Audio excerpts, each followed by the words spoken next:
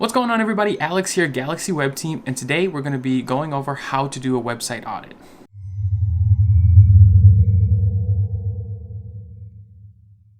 Now, a website audit is an analysis of a website, and it reviews all of the visibility factors in regards to Google in this case. Great thing about the website audit I'll be showing you how to do today is it's completely free. It's built right into Google Chrome. It's very fast and easy to do, and it reviews all of the ranking factors that Google deems important.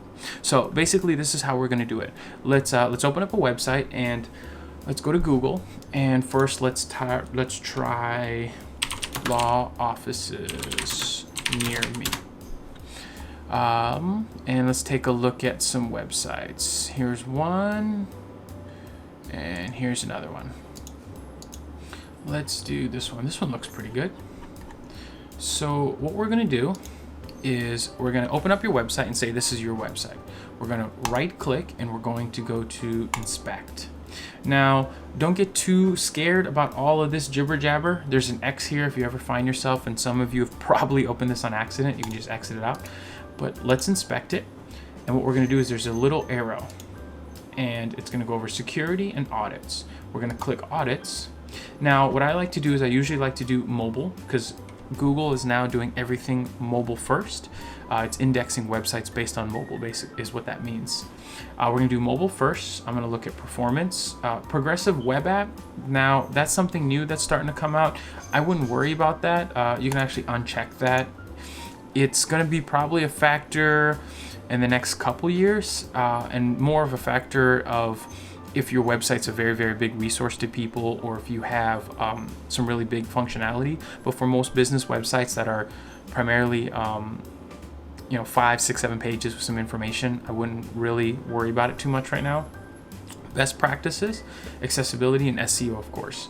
Now, I usually do no throttling. Some of these are kind of old. 3G, and that's not.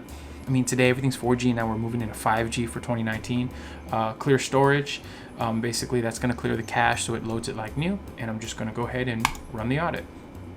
It's going to take a few seconds, and it's going to go through, put it into a mobile screen. As you can see here, this is a iPhone or a Nexus 5, it says.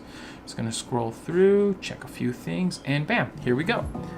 Now, on this particular website, it scores 100 in performance, 52 in accessibilities, 79 in best practices, and 100 for SEO. Now, that's actually pretty good, and let's take a look at the accessibility. What we can do is we can just go ahead and click that, and this is just a big window, so if you ever get lost, you can just scroll back to the top, click that, and let's see the past audits. Now, I'm sorry, not past audits. Let's see here. So here's accessibility scored 52. So here are a couple things that this particular website could work on to better optimize. So the first one is the background and foreground colors do not have sufficient contrast ratio. So that's that one. Here, this one's a pretty easy one. Image elements do not have alt attributes. So basically what an alt attribute is there's going to be a video up here, but basically what it does is it takes an image and it has an alternate title for it. So in case of slower browsers, or for whatever reason it doesn't load, it'll still, instead of being a blank box with an X, it'll have the little text that'll tell what was supposed to be here. And then it says links do not have a discernible name. So it looks like for some of the links, they're very generic. He hasn't, whoever built this hasn't put a name for it. They just link straight to it. So now that would be accessibility, and we can look at best practices, and it doesn't use HTTP 2 for all of its resources. It links to some unsafe options, and some of the errors were logged to the console. Now what you can basically do is start working your way through each of these different options and correcting them, fixing them. So links to cross origin destinations are unsafe. So this particular one, it looks like it's linking to it looks like it's a Google map, and you need to add, it tells you right here, add relevant no opener or no refer. And basically that's going to prevent security vulnerabilities. So Google makes it very, very simple to do.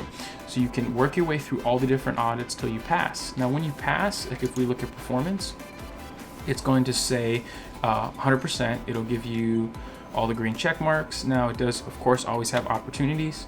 So this one says serve images in next gen formats. Now this isn't a huge thing. It's going to be popular probably in the next 6 months to a year, just because as websites are getting faster and faster and faster.